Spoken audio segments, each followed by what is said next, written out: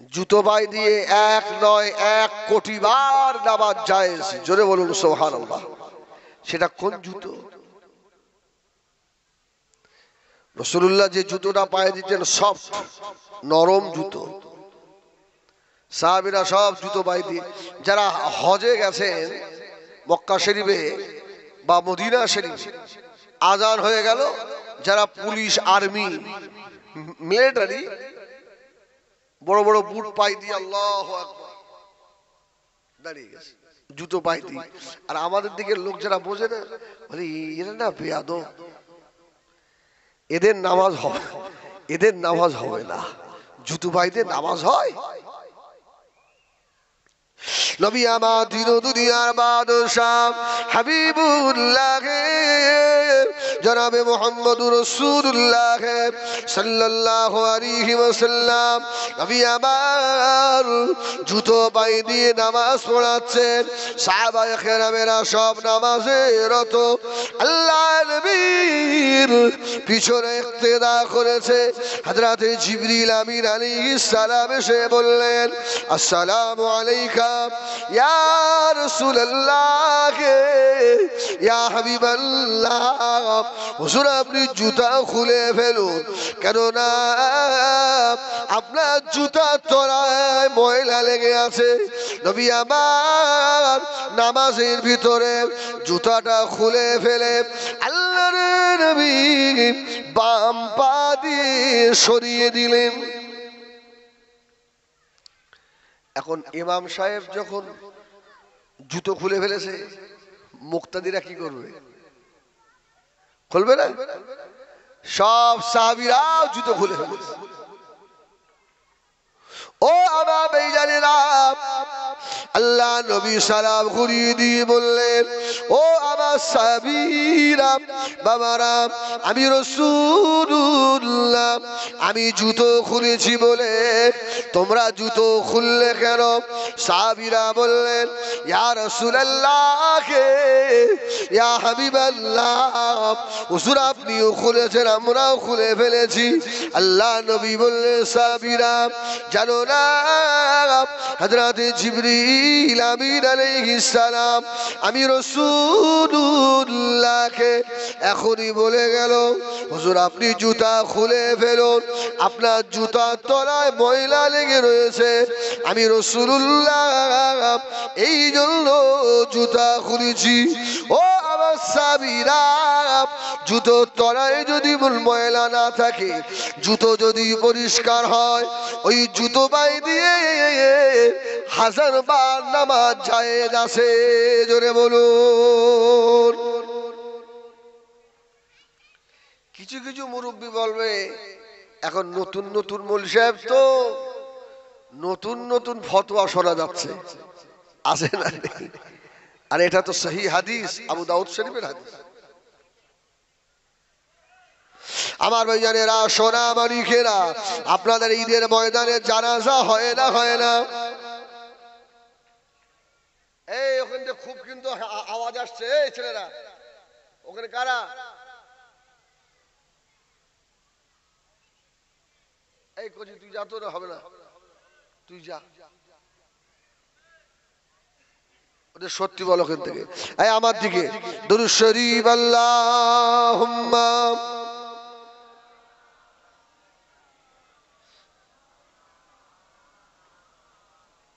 ওহ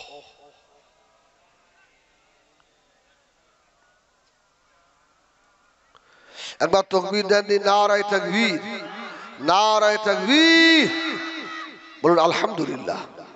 আপনাদের অসুবিধা হচ্ছে? হ্যাঁ ইনশাআল্লাহ। এই এখানে আপনার জানাজা নামাজ হয়তো ইমাম সাহেব কি বলে, যাদের গাঁঠির নিচে কাপড় আছে উঁচু করে নেন, কি বলে না, জুতোটা খুলে ফেলেন। এখন জুতো খুলে সাইডে রাখেন না জুতোর ওপরে দাঁড়ান? দেখবেন ইমাম সাহেবের কথা মতো জুতো খুলে ফেলেছে, কিন্তু জুতোর উপরেই দাঁড়িয়ে আছে। ও মরবে না, ও মাটিতে পা দেবে না। এখন বলেন, জুতো থেকে পা খুলে ফেলে জুতোর উপরে দাঁড়িয়ে নামাজ পড়ছেন, এখন যদি ওই জুতোর তলায় নোংরা লেগে থাকে, জানাজা হবে? আরে সন্দেহে যদি হয় জুতোর তলায় ময়লা লেগে আছে, জুতো একেবারে সরিয়ে দিতে হবে, মাটিতে নাড়াতে হবে। সেই যখন জুতো খুললেন আবার সেই জুতোর উপরে পা দিয়ে দাঁড়াবে? সাহাবায়ে কেরাম আল্লাহ নবীকে এমন মানতেন, ইয়া রাসূলুল্লাহ, ইয়া হাবিবাল্লাহ, হুজুর আপনি খুলেছেন, আমরাও খুলে ফেলেছি। ও ভাইজানেরা, আজকে ফিলিস্তিনের জমিনে কি হচ্ছে দেখেন।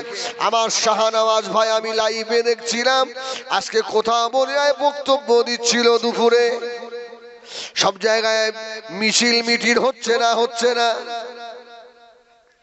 ও আমার ভাইরা, আমরা দুর্বল। আমি এই কথা আজকে এখান থেকে বার্তা দিতে চাই, ফিলিস্তিনে যেতে পারবো না বাবা। ওই ফিলিস্তিনের জমিন আল্লাহ এত দামি জমিন করেছে, দুনিয়ার সব থেকে বেশি নবী আল্লাহ ওই জমিনে পাঠিয়েছে। জোরে বলুন সুবহানাল্লাহ। যে জমিন আল্লাহ খলিল হযরত ইব্রাহিম আলাইহিস সালাম শুয়ে রয়েছে, যে জমিনের উপরে আল্লাহ নবী মুসা আলাইহিস সালাম শুয়ে আছেন, আল্লাহ বড় বড় নবীরা শুয়ে রয়েছে বাবা। ওই ফিলিস্তিনের জমিনে আজকে ইসরায়েলের বাহিনীরা কিভাবে আক্রমণ করছে বাবা, কচি কচি বাচ্চাগুলো শহীদ হয়ে যাচ্ছে। এই যে আপনারা বাইতুল মুকাদ্দাস, এটা কি আমাদের কাবা না কাবা নয়? আমাদের কেবলা ছিল না? আরে কাবা শরীফ কবে কেবলা হলো? রাসূলুল্লাহ যখন মক্কা থেকে মদিনা এলেন, তারপরে রাসূলুল্লাহ মক্কায় থাকতো, যখন মেরাজ থেকে নামাজ আনে, রাসূলুল্লাহ নামাজ আনেনি, তার আগেও তো রাসূলুল্লাহ নামাজ পড়তেন। জোরে বলুন সুবহানাল্লাহ। কিন্তু রাসূল কোন দিকে ফিরে পড়তেন? বাইতুল মাকদাসও বলা যায়, মুকাদ্দাসও বলা যায়, বাইতুল মাকদাসের দিকে ফিরে। ওই ঘরটা কে তৈরি করেছিল? আল্লাহর নবী হযরত সুলাইমান আলাইহিস সালাম। ও নবী আমার মক্কা থেকে মদিনা শরীফে চলে গেলেন, 16 অথবা 17 মাস নবী আমার বাইতুল মুকাদ্দাসের দিকে ফিরে আল্লাহ নবী নামাজ পড়তে লাগলেন।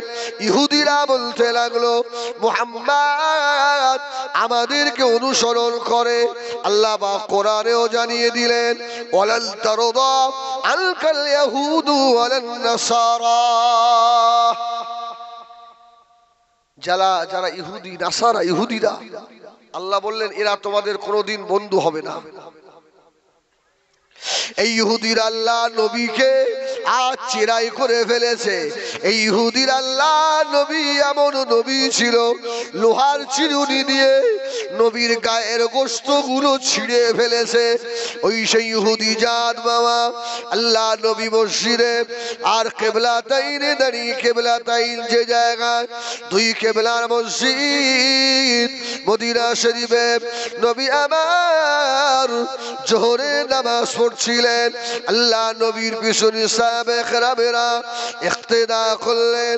আল্লাহ নবীর মনে মনে হতে লাগলো, আল্লাহ যদি বাইতুল মুকাদ্দাস কিবলা না হয়ে আমি রাসূলুল্লাহ আমার জন্য, আমার উম্মতের জন্য যদি কাবাটা কিবলা হয়ে যেত।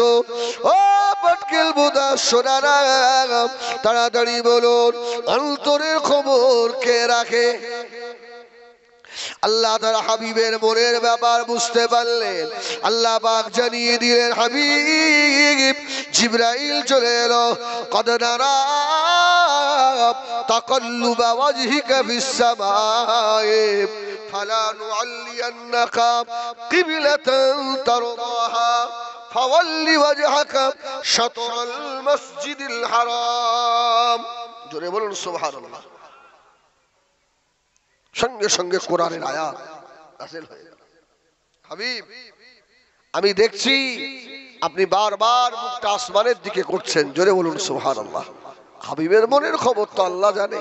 আল্লাহ বললেন, হাবিব এখনই বাইতুল মুকাদ্দাসের দিক থেকে মুখটা ঘুরিয়ে আর কাবার দিকে করে নেন, আমি আল্লাহ কাবাকে কিবলা করে দিলাম, জোরে বলুন সুবহানাল্লাহ। আল্লাহ নবী 2 রাকাত নামাজ বাইতুল মুকাদ্দাসের দিকে ফিরে পড়লেন, 2 রাকাত কাবার দিকে ফিরে পড়লেন।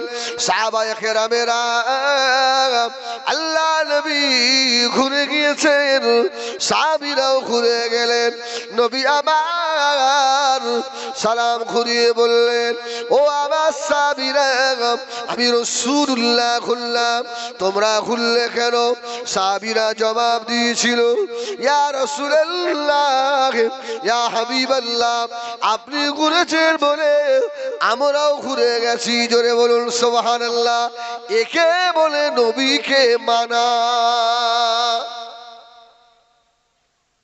নবী বলেছে ডাইনে যেতে, আমরা সব বাঁয়ে যাচ্ছি, ঠিক কিনা ভুল বলে?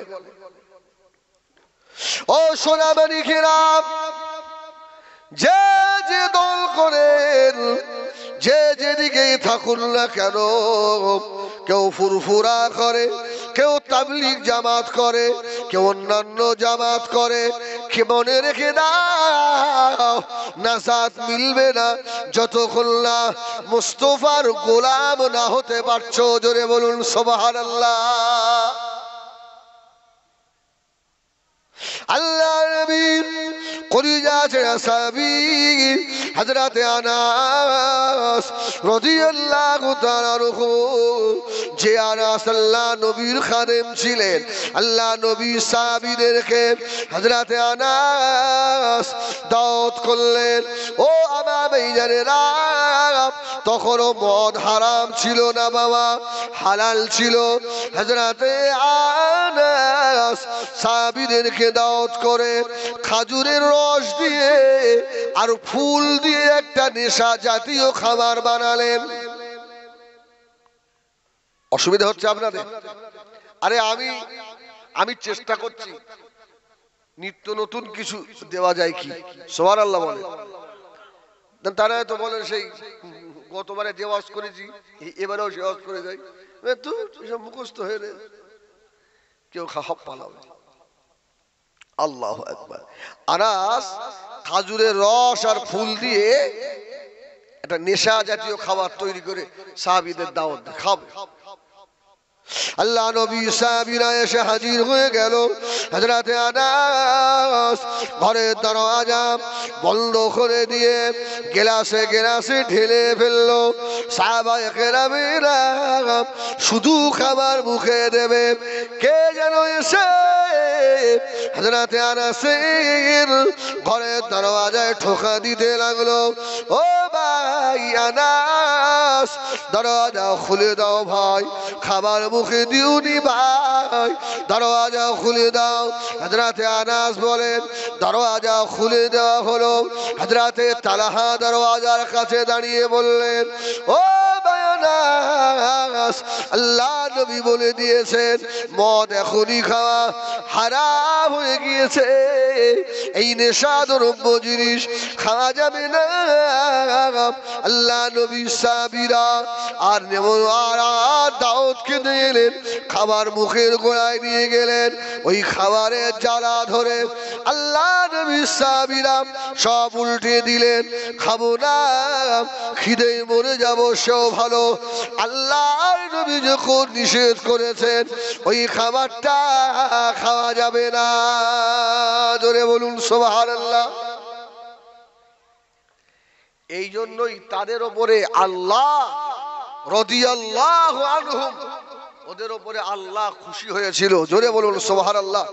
এত বালা মুসিবত, এত দোয়া করি, আমাদের দোয়া কবুল হয় না, তার একটাই কারণ, আল্লাহ আল্লাহ রাসূল যেটা বলেছেন তার উল্টোটা আমরা করছি, ঠিক কিনা ভুল বলে? হ্যাঁ, 5 ওয়াক্ত নামাজি মুসল্লি, এর বাড়িতে সুদ আছে না নেই? এই আছে না নেই? বাকায়দা তাহাজ্জুদ পড়ে, এর বাড়ির মেয়ে ছেলেগুলো বেহায়ার মতো রাস্তায় বার হয় না, হয় না? কি হবে তোমার তাহাজ্জুদ? কি হবে তোমার? এত তসবিহ তেলাওয়াত, ময়দানে হাসরে দেখা যাবে এক শ্রেণীর মানুষের আমলের পাহাড় হবে, কিন্তু ওই আমলের গাঠুরি মাথায় করে নিয়ে মানুষটা জাহান্নামের দিকে যাবে, জাহান্নামে চলে যাবে। বিরাট আমল, কিন্তু মানুষটা জাহান্নামী হয়ে যাবে। আমার ভাইজানেরা, সোনা মালিকেরা, নবী আমার দিন দুনিয়ার বাদশাহ হাবিবুল্লাহ জনাবে মুহাম্মদুর রাসূলুল্লাহ সাল্লাল্লাহু আলাইহি ওয়াসাল্লাম নবী আমার সাহাবীদের নিয়ে আজ যুদ্ধের ময়দানে চলে গেলেন। খন্দকের ময়দানে আল্লাহ নবী সাহাবীদের নিয়ে জিহাদের ময়দানে গিয়ে হাজির হলেন। সাহাবায়ে কেরামের এক সপ্তাহ খাওয়া হয় না, 4 দিন সাহাবীদের খাওয়া নাই। ও আল্লাহ নবী সাহাবায়ে কেরামেরা জঙ্গলি একটা গাধা ধরে ফেললো। জঙ্গলি গাধা ধরে ফেলে ওই জঙ্গলি গাধাকে জবাই করে ফেলেছে। এই গাধার গোশত খাওয়া চলবে? এই খাওয়া যাবে গাধার গোশত?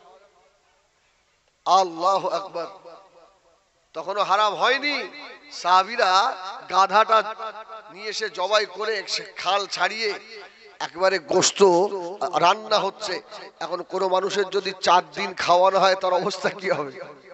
আরে আমরা সকাল থেকে সন্ধ্যা পর্যন্ত আমরা রোজায় থাকি, ইফতারের পরেই ভাত চাই। এই ঠিক না ভুল বলেন? যদি বিবির আধ ঘন্টা দিতে দেরি হয়, মার তো মার, সেই মার আসে না নাই? এমন রাক্ষস ওই ইফতার খেয়েছে, একটু সবুর কর, সবর কর, এর সময় নেই, তাড়াতাড়ি। সাহাবীরা 3 দিন 4 দিন না খাওয়া, একেবারে গাধার গোশত হাদিসে এসেছে টকবক টকবক করে ফুটছে, একদম আপনার কষা কষা। কি ভালো লাগে না? আচ্ছা, কুরবানির ঈদের দিন গোশ রান্না কমপ্লিট হয়নি, ফুটছে, আরে আমার 2 পিস দাও দিন, আর সহ্য করা যাচ্ছে না। হ্যাঁ, আল্লাহু আকবার। তো সাহাবীরা 3 দিন 4 দিন না খাওয়া, গাধার গোশত রান্না হচ্ছে, ফুটছে। কোন কোন সাহাবী বাবা হাদিস শরীফে এসেছে বাবা, কোন সাহাবী বাসন নিয়ে দাঁড়িয়ে গেল, কোন সাহাবী বাটি নিয়ে দাঁড়িয়ে গিয়েছে, আমাকে 1 পিস দাও বাবা, আমাকে একটু ঝোল দাও বাবা। আল্লাহর নবী সাহাবীরা আর খাবে বলে দাঁড়িয়ে রয়েছেন। এমন সময় নবী আবার সাহাবীকে বললেন, ও আমার সাহাবীরা, আমার ওই সাহাবীগুলোকে বলে দাও, আল্লাহ পাক জঙ্গলি গাধার গোশতকে আল্লাহ পাক হারাম করে দিয়েছেন। সাহাবা যার হাতে বাসন ছিল হাত থেকে পড়ে গেছে, যার হাতে বাটি ছিল হাত থেকে পড়ে গেছে।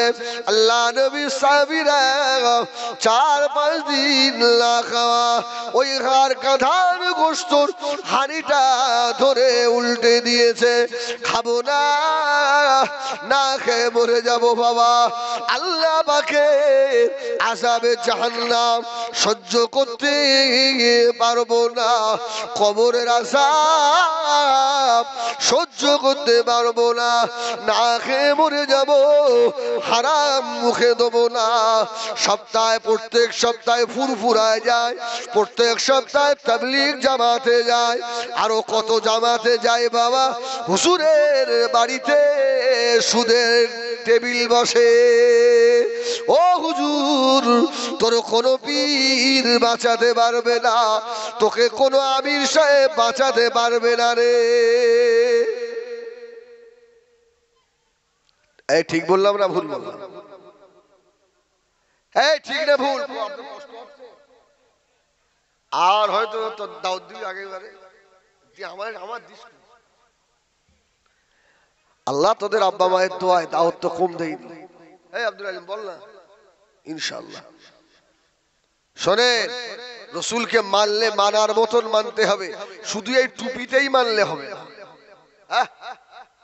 হাফ শার্ট জামা গায়ে দিয়ে টুপি মাথায় দিয়ে হনুমানের মতো পাই পাই করতে হচ্ছে, তোর পাঞ্জাবি দেখাই দিত কি হচ্ছে? গায়ে দে, বুঝলেন? একটা তো আছে, ও মনে করে টুপির মধ্যে সব সুন্নত, এই টুপির ভিতরে কি ঠিক কিনা ভুল বলে? শুধু জামার ভিতরেই শরীয়ত সবটা নয়, আপনাকে মানতে গেলে উদখুলু ফিস সিলমি কাফা ওয়ালা তাত্তাবিউ খুতুওয়াতিশ শায়তান, আপনাকে কমপ্লিট আসতে হবে। আপনি কিছুটা শয়তানকে অনুসরণ করবেন আর কিছুটা আল্লাহকে, তো হবে না। ও পাটকেল বোদা জওয়ানেরা, এবছরের একটা নতুন ওয়াজ আপনাদের উপহার দিই, কোথাও করিনি বাবা, আজকে নতুন ওয়াজ আপনাদের শোনাচ্ছি, শুনবেন নাকি? একদম আজ থেকে স্টার্ট হলো, এখন সব জায়গায় করবো, সুবহানাল্লাহ বলে। একদম নতুন একটা ওয়াজ করে দিই বাবু আব্দুল আলী, আর কত ব্যবসা ভালো চলবে। আল্লাহু আকবার। যদি হালাল খোর হো বাবা, যদি নামাজি হো বাবা, কান খাড়া করে শুনে নাও, কবর তোমাকে কিছু করতে পারবে না। আল্লাহর একজন ওলি ছিলেন সুলতান ইবনে আদল, নাম শুনেছেন কোনদিন? সুলতান ইবনে আদল, আল্লাহ পাকের ওলি বান্দা, আল্লাহ পাকের মাহবুব বান্দা হযরত সুলতান ইবনে আদল পাহাড়ের উপরে বসবাস করতেন। এক তারিখে বিবিকে ডাকলেন, ও আমার বিবি সাহেবা এদিকে এসো। বিবিকে ডেকে বলল, বিবি রে তুমি আমাকে কতটা মহাব্বত করো? বিবি বলল, স্বামী গো, আমি আমার স্বামী সুলতান ইবনে আদলকে আমি আমার জীবন অপেক্ষা বেশি ভালোবাসি। আল্লাহর ওলি বান্দা বিবিকে বললেন, বিবি আমি তোমাকে ওসিয়ত করে যাই, এখন যদি আমার মউত হয়ে যায়, আমি যদি মারা যাই, আমার লাশটাকে দেরি করো না, এই রাতের অন্ধকারে আমার লাশটাকে দাফন করে দিও। বেশিক্ষণ রাখবে না।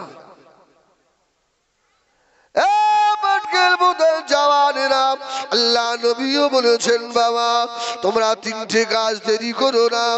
এক নাম্বার হলো নামাজে রক্ত হলে দেরি করো না, আগে নামাজ আদায় করে নাও। দ্বিতীয় নাম্বার হলো তোমাদের ছেলে মেয়ে শিয়ানা হয়ে গেলে তাড়াতাড়ি বিবাহ দিয়ে দাও। তৃতীয় নাম্বার হলো নবী আমার ফরমালেন, তোমাদের বাড়িতে বাইয়েত হয়ে গেলে দেরি করো না, তাড়াতাড়ি দাফন করে দাও।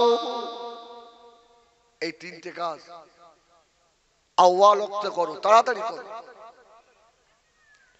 বাদশাহ সুলতান ইবনে আদল বললেন, ওরে আমার বিবি রে, আমি যদি এখন মারা যাই, আমার দুটো নাবালেক ছোট ছোট বাচ্চা আছে, এই বাচ্চা দুটো জনমের মতো বাভারা হয়ে যাবে।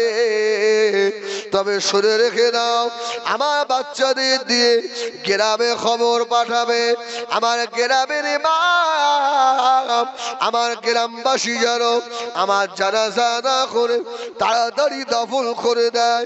যদি আমার গ্রামবাসী না আসে, ও আমার বিবি এক কাজ করবে, ওই পাহাড়ের উপরে উঠে গিয়ে একবার ডাক দেবে, ইয়া রাব সুলতান ইবনে আদল। পাহাড়ের উপরে উঠে থাকবে, আল্লাহর তরফ থেকে সাহায্য আসবে। জোরে বলুন সুবহানাল্লাহ। বিবি আমি যদি মারা যাই, আমার কাফন কি দিয়ে হবে? বিবি বলল, শোনেন আমি আপনাকে এতটাই ভালোবাসি, আমার এই কাপড়টা 3 টুকরো করে আপনাকে আমি কাফন করে দেবো। জোরে বলুন সুবহানাল্লাহ। সুলতান ইবনে আদল বলল, না, আমার এই জামাটা, এই জন্যই তো গোল জামায় অনেক সুবিধা হয়ে যায়। সফরে গিয়ে যদি মারা যান তো এই জামা গায়ে দিয়েই মানে কবরে দেওয়া যাবে, অসুবিধে নেই। তো বললো আমার এই জামা মাথার দিকটা সেলাই করে দেবে, দিয়ে আমার শরীরের মধ্যে ঢুকিয়ে দেবে, পায়ের দিক যদি ফাঁকা থাকে তাহলে এক কাজ করবে, লতা পাতা দিয়ে চাপা দিয়ে আমাকে দাফন করে দেবে। এই কথা না বলতে বলতে বাবা আল্লাহর ওলি হযরত সুলতান ইবনে আদান রাহমাতুল্লাহ আলাইহি হুজুর আমার ইন্তেকাল হয়ে গেলেন। ইন্তেকালের পরে ছেলেরা গ্রামে চলে গেল। গ্রামে গিয়ে গ্রামবাসীদের বলল বাবা আমার আব্বা সুলতান ইবনে আদল মারা গিয়েছে, আমার আব্বার লাশটা এই রাত্রি দাফন করে দিতে হবে। গ্রামবাসীরা বলল ও বাবা ছেলে বাড়ি চলে যাও, এই রাত্রি আমরা যাব না বাবা, সকাল হয়ে গেলে তোমার আব্বার গোসল দেব, তোমার আব্বা কাপড় পরাবো, দাফনও করে দেবো। আল্লাহর ওলি হযরত সুলতান ইবনে আদলের বিবি কি করলেন, ওই পাহাড়ের ওপরে উঠে গিয়ে ওযু আসা করে নিয়ে পাহাড়ের ওপরে উঠে গিয়ে ইয়া রাব সুলতান ইবনে আদল, আয় আল্লাহ আমার স্বামী সুলতান ইবনে আদল ইন্তেকাল হয়ে গিয়েছে, আয় আল্লাহ এই দুটো কচি কচি বাচ্চা রেখে চলে গেছে, আমি বেওয়া হয়ে গেলাম আল্লাহ, আমার বাচ্চা দুটো এতিম হয়ে গিয়েছে। রাব্বিল আলামিন আল্লাহ আমার স্বামীর কে গোসল দেবে, কে কাপড় পরাবে, কে দাফন করে দেবে, এই না দোয়া করলেন। ও এমত সময় আল্লাহর ওলি হযরত জুনায়েদ বাগদাদী রাহমাতুল্লাহ আলাইহি গভীর রাত্রিরে বসে আল্লাহর ওলি জুনায়েদ আল্লাহর ইবাদতে মশগুল। এমত সময় একজন অজানা মানুষ গিয়ে আল্লাহর ওলি জুনায়েদের পাশে গিয়ে দাঁড়ালেন। জুনায়েদ বাগদাদী পাশে গিয়ে দাঁড়িয়ে বলছে জুনায়েদ শোনো, আমাকে আমি আল্লাহ পাকের তরফ থেকে এসেছি, জোরে বলুন সুবহানাল্লাহ। জুনায়েদ শুনে রাখো, একজন মারা গেছে, এখান থেকে তার বাড়ি ২৫০০ কিলোমিটার দূর, জোরে বলুন সুবহানাল্লাহ। এই আল্লাহর ওলিদের পাওয়ার দেখেন, যারা আল্লাহর ওলি বলে মানেন না আপনারা ভুল করছেন, আপনারা ঠিক কাজ করছেন না, আপনাদের ভুল হচ্ছে। এই শোনেন, আমার অসুবিধা, আমার শরীরটা ভালো না, জন্য আস্তে আস্তে কথা বলছি। আগের মতো সেই আর চেল্লাচ্ছে কেন, হুজুরা চেল্লাচ্ছে না কেন, আমার ডাউন হয়ে গেছে আর শরীর পারে। এই সোনাবাড়ি আল্লাহর ওলি জুনায়েদ বাগদাদী বলল তুমি কে? কে? বলল আমি আল্লাহর তরফ থেকে এসেছি। খবর? বলে সুলতান ইবনে আদল মারা গেছে, এখান থেকে ২৫০০ কিলোমিটার দূরে বাড়ি, আল্লাহ পাক তার জানাজা দাফনের দায়িত্ব আপনাকে দিয়েছে। ও আমার ভাইজানেরা সোনাবাড়ি খেলাম, আল্লাহর ওলি হযরত জুনায়েদ বাগদাদী বললেন ও ভাইজান আপনাকে চিনতে পারি না, কোথায় বাড়ি বাবা, কি নাম বাবা আপনার? আল্লাহর আগন্তুক ব্যক্তি বলল জুনায়েদ আমার পরিচয় নেওয়ার দরকার নাই, তবে শুনে রেখে দাও সুলতান ইবনে আদলের জানাজা আপনাকে পড়াতে হবে। হযরত জুনায়েদ বাগদাদী বললেন ও আল্লাহ পাকের পাঠানো দূত, আমি জুনায়েদ ২৫০০ কিলোমিটার রাস্তা কিভাবে যাব, আমি কি করে যাব বাবা? তবে আল্লাহকে বলেন, আল্লাহ যেন আমি জুনায়েদের ওই রাস্তার ম্যাপটা দেখিয়ে দেয়। জোরে বলো সুবহানাল্লাহ। ওই রাস্তার ম্যাপ যদি আল্লাহ আমাকে দেখায় আমি ঠিক চলে যাব। আল্লাহর আগন্তুক ব্যক্তি আল্লাহ দরবারে ফরিয়াদ করলেন, আল্লাহ পাক এই জুনায়েদ বাগদাদি রাস্তার ম্যাপ চাই। ও ভাইজানেরা, কিছুক্ষণ পরে আল্লাহ পাকের তরফ থেকে ইলহাম হয়ে গেল, ওরে আমার ওলি বান্দা রে, আমার বান্দা সুলতান ইবনে আদাল মারা গেছে। আমার সুলতান ইবনে আদলের লাশ যে জায়গায় রাখা রয়েছে ওই জায়গার সুলতান ইবনে আদালের পিঠের তলা থেকে এক মুষ্টি মাটি নিয়ে আমার ওলি বান্দা আমার জুনায়েদের হাতে দিয়ে দাও, আমার জুনায়েদের কাছে দাও। ইনি কি করলেন? সুলতান ইবনে আদালের লাশ যেখানে রাখা ছিল ওখান থেকে একটু মাটি তুলে নিয়ে গিয়ে জুনায়েদ বাগদাদির হাতে দিয়েছে। উনি বললেন, জুনায়েদ, আল্লাহ পাক বলেছেন এই মাটিটা তুমি ছুঁড়ে দাও, আল্লাহ তোমাকে সুলতান ইবনে আদালের কাছে পৌঁছে দেবে। জোরে বলুন সুবহানাল্লাহ। এই ক্ষমতা আল্লাহ পাকের আছে না নেই? আল্লাহর ওলি হযরত জুনায়েদ বাগদাদি রাহমাতুল্লাহ আলাইহি ওই মাটিটা হাতে করে নিয়ে বাবা আর ছুঁড়ে দিয়ে আল্লাহর ওলি সাজদায় পড়ে গিয়েছে। ও ভাইজানেরা, বিপদে আপদে মুসিবতে পড়ে গেলে বেশি বেশি নামাজ আদায় করবেন, বিপদে পড়ে গেলে বেশি বেশি করে আল্লাহ পাকের কোরআন তেলাওয়াত করবেন। এটা আল্লাহ নবী আলাইহিমুস সালাম দের সুন্নাত। আল্লাহ নবীরা মুসিবতে পড়ে গেলে নামাজে দাঁড়িয়ে যেতেন। সুবহানাল্লাহ বলে। আর আমরা যদি বিপদে পড়ি ভাই, নামাজ পড়ি না নামাজ ছাড়ি? এই ভালো করে বলে, নামাজ পড়ি না ছাড়ি? আমরা মুসিবতে পড়ে গেলে মসজিদের সঙ্গে আর সম্পর্ক থাকে না। থাকে থাকে থাকে আল্লাহর কোরআনের সঙ্গে আর সম্পর্ক থাকে না। কিন্তু আল্লাহ ওয়ালা যারা, এরা মুসিবতে পড়ে গেলে আরো মসজিদে বেশি বেশি করে সময় ব্যয় করে। সুবহানাল্লাহ বলে। আর এটা সমস্ত নবীদের সুন্নাত। মুসিবতে পড়ে গেলে নবীরা নামাজে দাঁড়িয়ে যেতেন। জোরে বলুন সুবহানাল্লাহ। হযরত জুনায়েদ বাগদাদি রাহমাতুল্লাহ আলাইহি মাটিটা ছুঁড়ে দিয়ে আল্লাহ পাকের দরবারে আবার নামাজে দাঁড়িয়ে গেছে। আল্লাহর ওলি হযরত জুনায়েদ বাগদাদি রাহমাতুল্লাহ আলাইহি সাজদায় পড়ে গেলেন। ওয়া আমা বিজরিলা মুরব্বিয়ানেরা সাজদায় পড়ে চোখ বন্ধ করে দিলেন।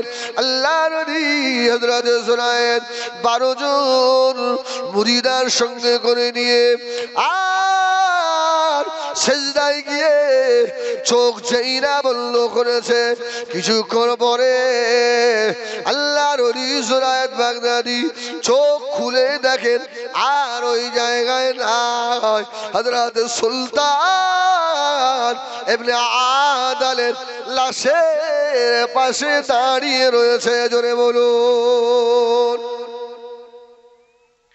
এটা চটি বইয়ের গল্প নয়, আমি আপনাদেরকে তাফসীর থেকে শোনাচ্ছি। জোরে বলুন সুবহানাল্লাহ।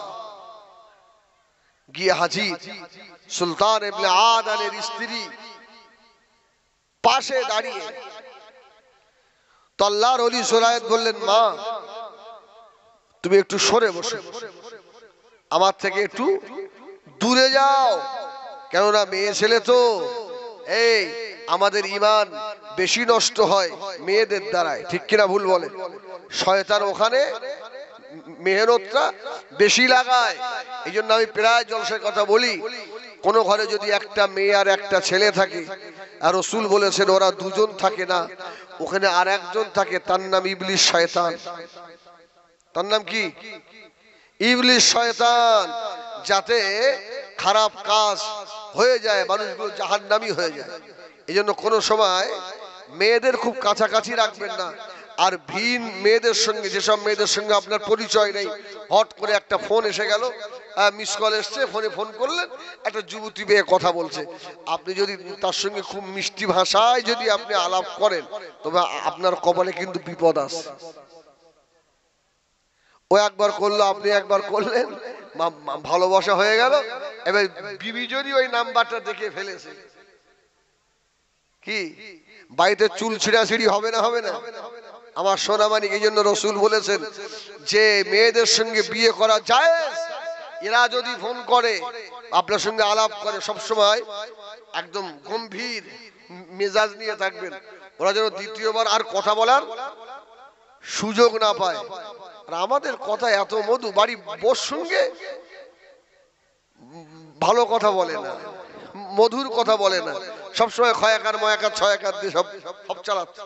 আর ভিন মেয়ে ছেলে দেখলি ও যেন মনে হয় পুরো একদম আল্লাহর ওলি, ওর কথা এত মিষ্টি। তার মানে কি, ওখানে শয়তান কাজ করছে, তো শয়তান তোকে খারাপ কাজে লিপ্ত করে দেবে। এই শোনেন, যেটা বলছিলাম ওখানে থাকুক। আল্লামা জাকারিয়া রহমাতুল্লাহ আলাইহি একটা ঘটনা লিখে ছোট্ট করে বলে দেবো, আমাদের জীবনে বড় উপকারে আসবে রে ভাই। আল্লাহর একজন ওলি বান্দা, বুঝছেন, গ্রামে ইবাদত করে না, সেই ফাঁকা মাঠে মরুভূমিতে ছোট্ট একটা ঘর করে রেখেছে। ওখানে গিয়ে রাতে তাহাজ্জুদ পড়ে, জিকির আজকার করে। এক তারিখে এক সুন্দরী এক মহিলা মেয়ে ওই মরুভূমির উপর দিয়ে যাচ্ছিল, রাত্রে তুফান উঠে গেছে। তা মেয়েটা কোথায় যায়, দেখছে একটা ঘরে টিপ টিপ করে আলো জ্বলছে, ছুটে ছুটে ওই ঘরের কাছে গিয়ে দাঁড়িয়েছে। যেই দাঁড়িয়েছে, মেয়েটা বলছে, ভাই কে আপনি, আমাকে একটু আশ্রয় দেন।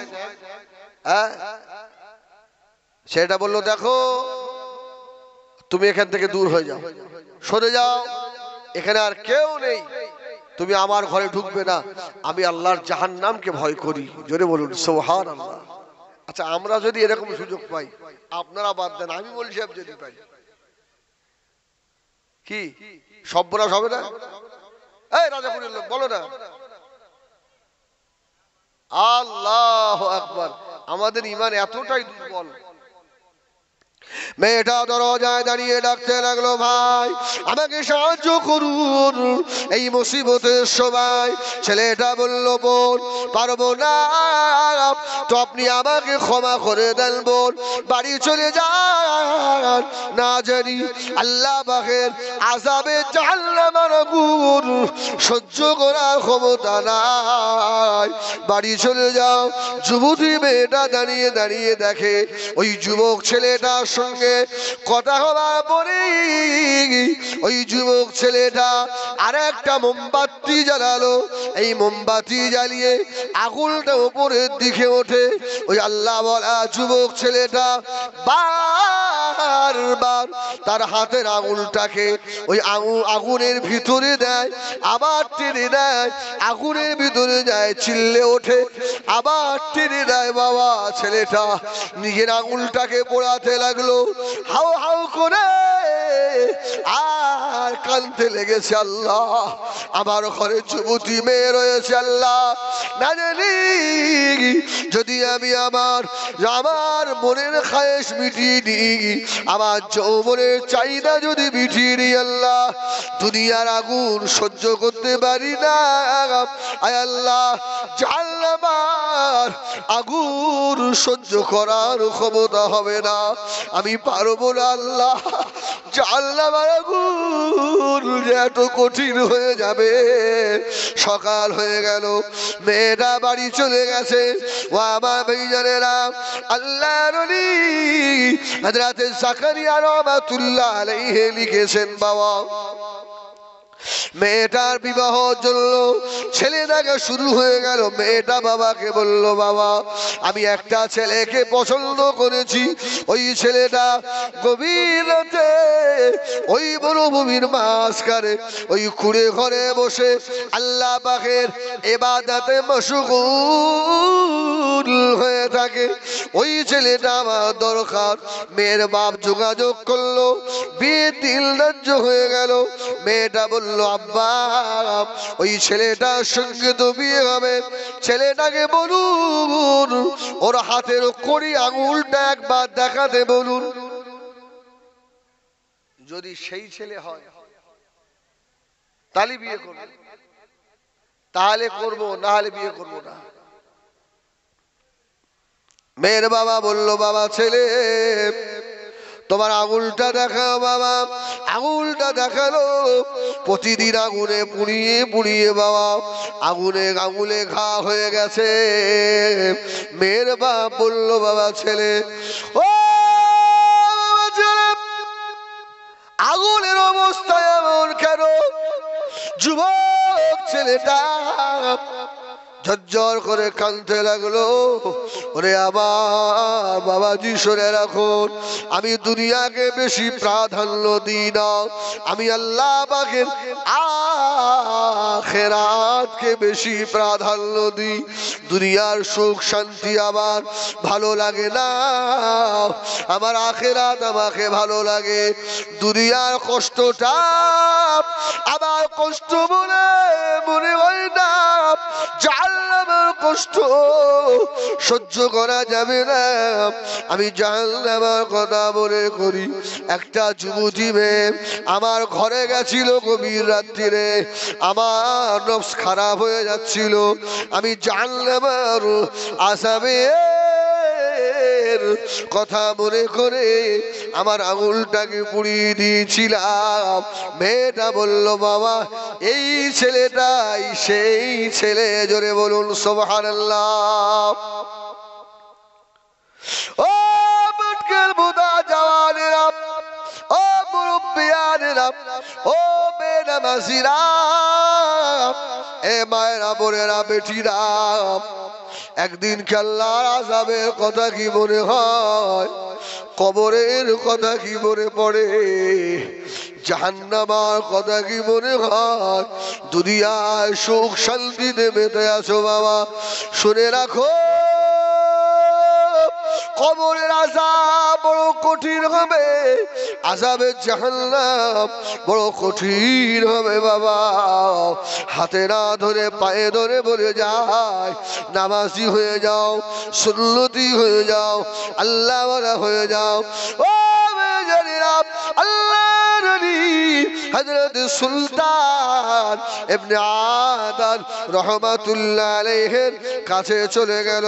আল্লাহর ওলি সুনায়েত বাগদাদি বললেন, ও মা সুলতান ইবনে আদানের বিবি দূরে সরে যাও, আমার কাছে এসো না মা, আমি আল্লাহর আযাবে জাহান্নামকে বড় ভয় করি, আমার আল্লাহর আযাব বড় ভয় হয়।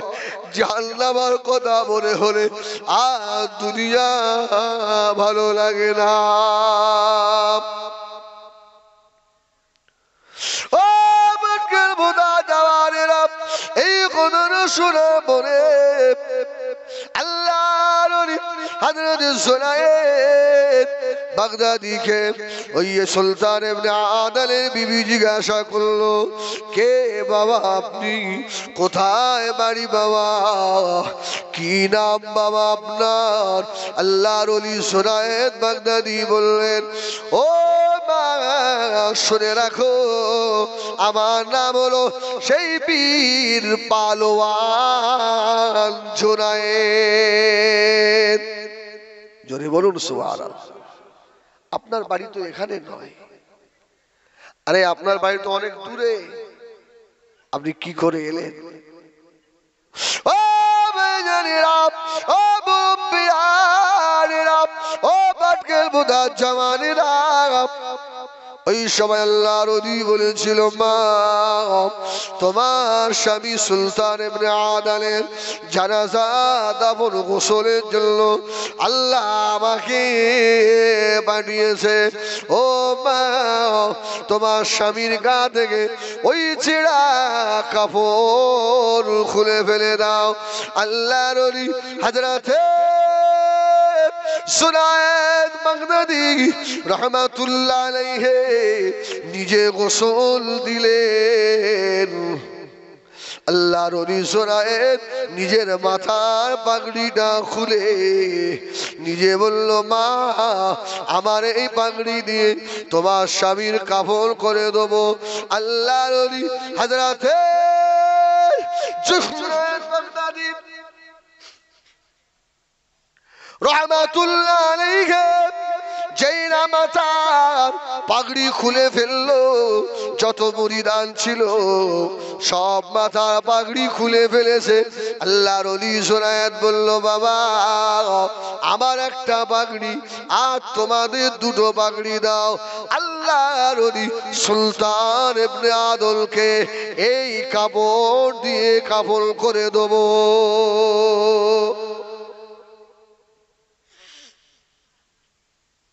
নাকের মধ্যে দিয়ে মস্তকে চলে গেছে। জীবনে কত পোকা যে খেয়ে ফেলেছি ভাই। যদি এই পোকাগুলো আল্লাহরে বলে, আল্লাহ ও অনেকক্ষণ ওয়াজ করে মুখে ঢুকে গেল। আল্লাহ, গতকাল একটা জলসায় গেছি, বসিরহাট গ্রামের নাম হলো আপনার ওই ভাদুরিয়া, সব শুনতে পাবে ওরা, ভাদুরিয়া ভাই। শ্রোতার মুখ দেখা যায় না, 5টা লাইট আমার স্টেজ, পোকায় খেয়ে ফেল দিচ্ছে। আরে তোমরা খুব ভালো, তোমরা বেস্তা করো, আমরা সারা পোকা খেয়ে মরে যাই। আমি জল সাহেব বলে ফেললাম, ওখানে বক্তা ছিল আব্দুল কাইয়ুম নাদভি সাহেব, হ্যাঁ উনি আমার আগে ছিলেন। তাই বলে, ভাই এইরকম অত্যাচার করি, দুটো টাকা নয় দিবি, তাই শালা পোকা খেপকে মারবি। বাদ দেন, আপনার অসুবিধা হচ্ছে ভাই, আমি একটু ঠাট্টা করলাম, অসুবিধা নেই তো? আপনারা ভাই তো একটু জোরে তাকবীর দেন না, নারায়ে তাকবীর, নারায়ে তাকবীর। এই বাদশা সুলতান ইবনে আদম, এই খাটাগুলো তাহলে এটা শেষ করলেই হবে। আপনাদের অসুবিধা হচ্ছে? অসুবিধা নেই তো? আল্লাহ, এই এলাকায় একটু আশা কম হয়ে গেছে তো। আল্লাহ, সুলতান ইবনে আদল বলছে, তুমি কেঁদো না, আমি জোনায়েদ আমার মাথার পাগড়ি আর আমার মুরিদদের মাথার পাগড়ি দিয়ে তোমার স্বামীর কাফন হবে। ও আমার ভাইয়েরা, সোনামানি খেরাও, আল্লাহর ওলি হযরত সুলতান ইবনে আদলের লাশটাকে গোসল দেওয়া হলো আর মাথা পাগড়ি দিয়ে কাফন পরানো হয়ে গেল। গভীর রাত হয়ে গিয়েছে। আল্লাহর ওলি হযরত সুলতান ইবনে আদলের লাশ রাখা আছে, জানাজা নামাজ শুরু হবে। দুটো বাচ্চা ছেলেও দাঁড়িয়ে, ও মেয়েরা, জানাজার ইমাম হবেন আল্লাহর ওলি হযরত জুনায়েদ বাগদাদী। জোরে বলুন সুবহানাল্লাহ। ও মেয়েরা, জানাজা নামাজ শুরু হয়ে যাবে। আল্লাহর ওলি জুনায়েদ শুধু হাত তুললে তারিবা বাঁধবেন, আল্লাহু আকবার। হাত তুলেছে, কে যেন এক পেছন দিক দিয়ে সুন্দর একটা যুবক এসে, ওই যুবকের বাম হাতে লাঠি, ডান হাতে একটা চামড়ার ব্যাগ আছে। আল্লাহর ওলি জুনায়েদের হাত ধরে ফেলেছে। জোরে বলুন সুবহানাল্লাহ।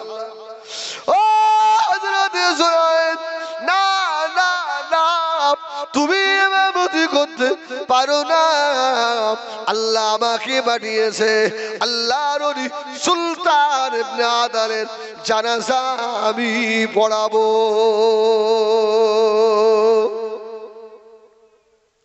অসুবিধে?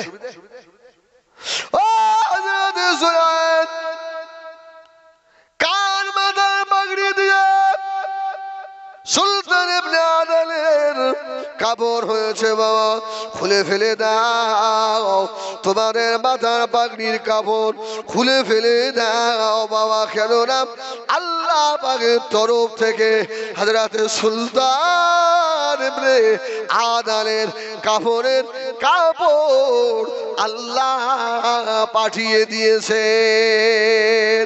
জোরে হবে না সুবহানাল্লাহ? আর একটু জোরে হয় না সুবহানাল্লাহ? নারে তাকবীর, তাড়াতাড়ি খুলে ফেলো বাবা। সমস্ত কাপড় খুলে ফেলা হলো। আল্লাহর ওলি বললেন, ও হযরত সুরাইদ, আমার ব্যাগের ভিতরে তিনটে কাপড় আছে, ওই কাপড় বার করো। হযরত সুলতান ইবনে আদলকে ওই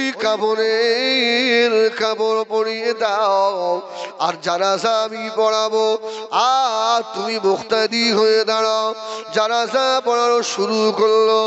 আল্লাহর ওলি এত জোরে জোরে তাকবীর পড়ছে বাবা, জুনায়েদ বাগদাদি অবাক হয়ে গেল। এই 12-13 জন মানুষ, তা এই মানুষটা এত জোরে ইমামতি তাকবীর কেন বলে?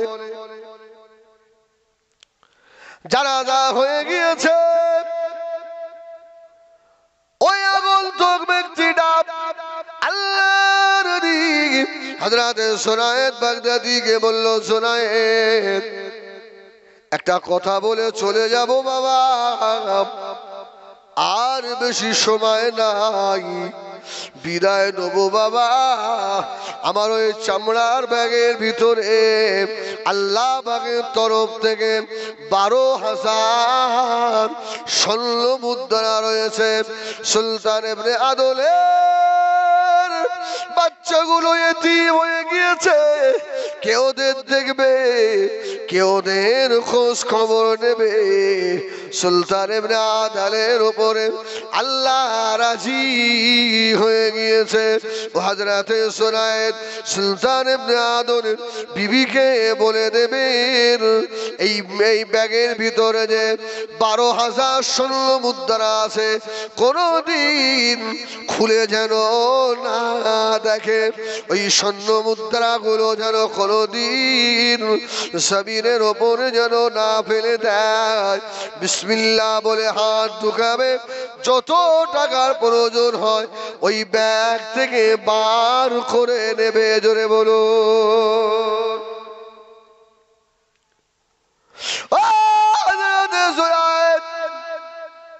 এই ব্যাগ পাঠিয়ে দেন।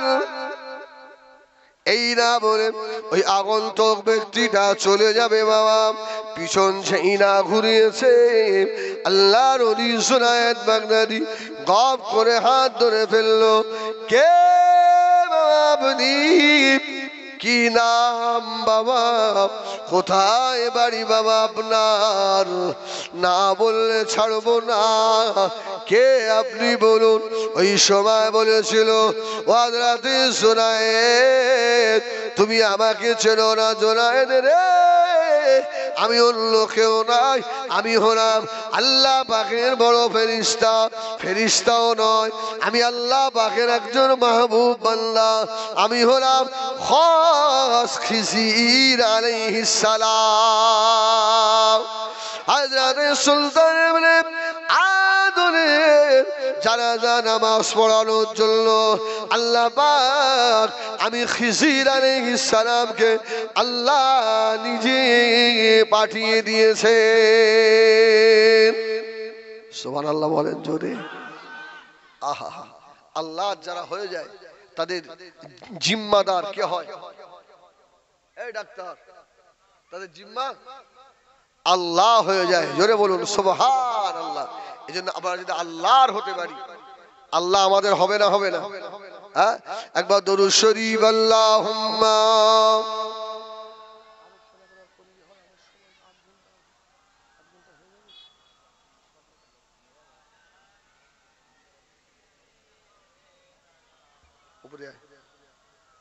আল্লাহুম্মা সাল্লি আলা,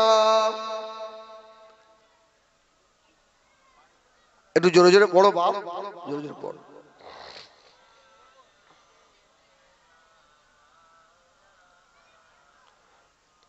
আল্লাহুম্মা সাল্লি আলা,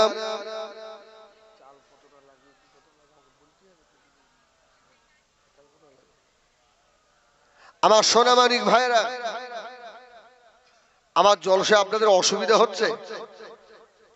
অসুবিধা নেই তো? আপনারা জানেন তো আমি তো এরকমই জলসা করি।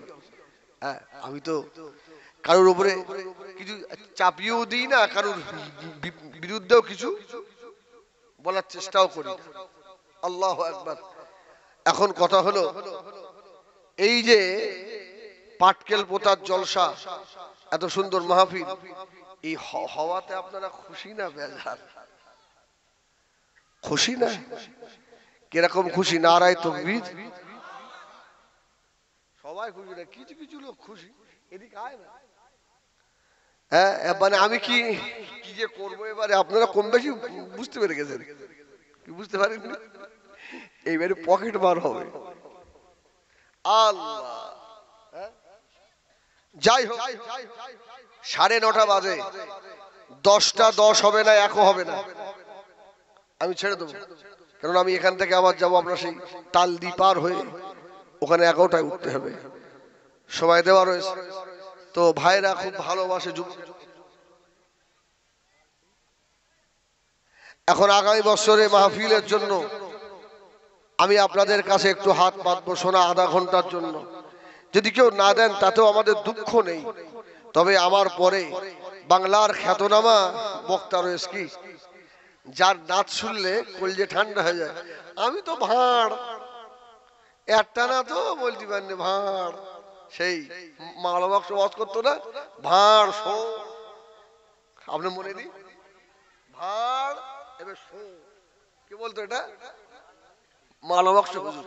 আল্লাহ আর হায়াতে নেই, আল্লাহ তার কবরটাকে জান্নাতের আলা মাকাম করেন, বলেন আল্লাহুম্মা আমিন।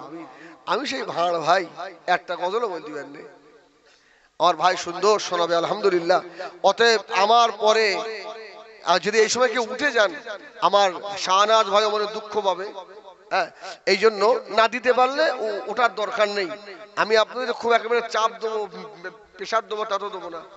এখন আগামী বছরে মাহফিলের জন্য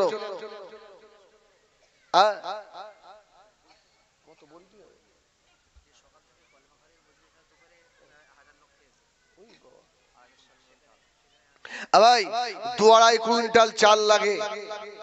দুপুরবেলা সব খাওয়া দাওয়া হয়েছে।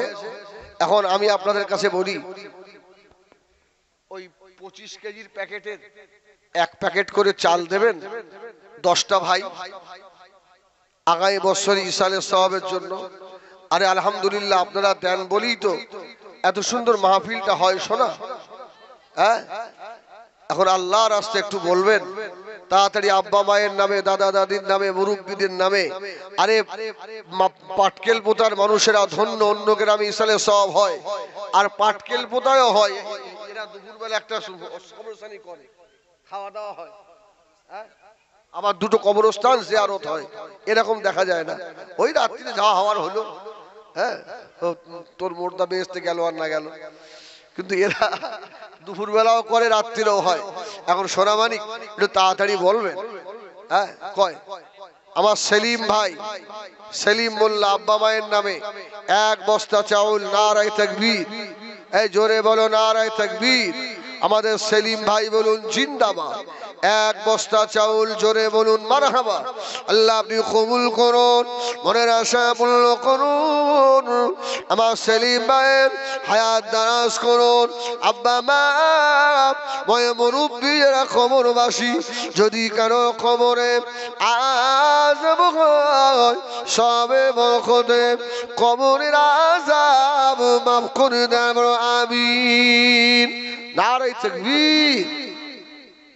দ্বিতীয় নম্বরে কে আছে? 10টা ভাই 1 বস্তা করে চাউল দেন। হ্যাঁ, কেউ 1 বস্তা আলু দেন।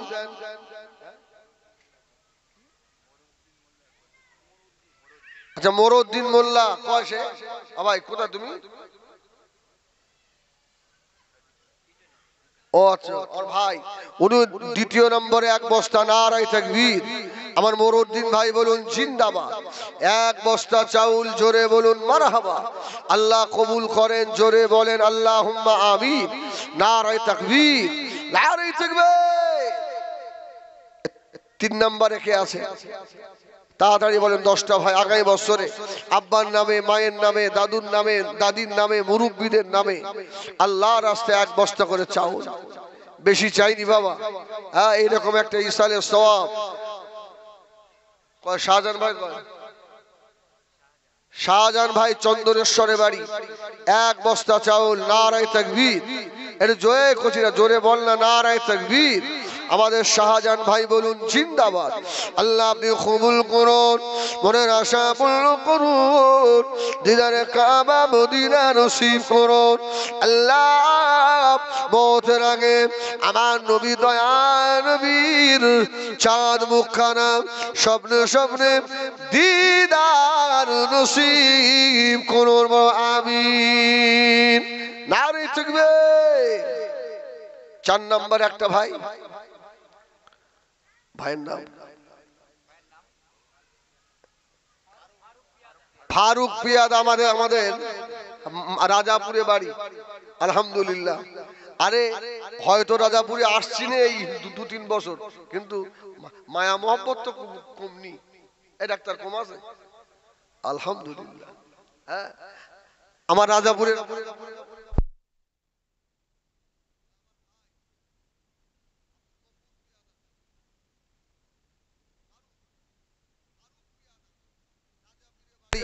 এক বস্তা চাউল, নারায়ে তাকবীর।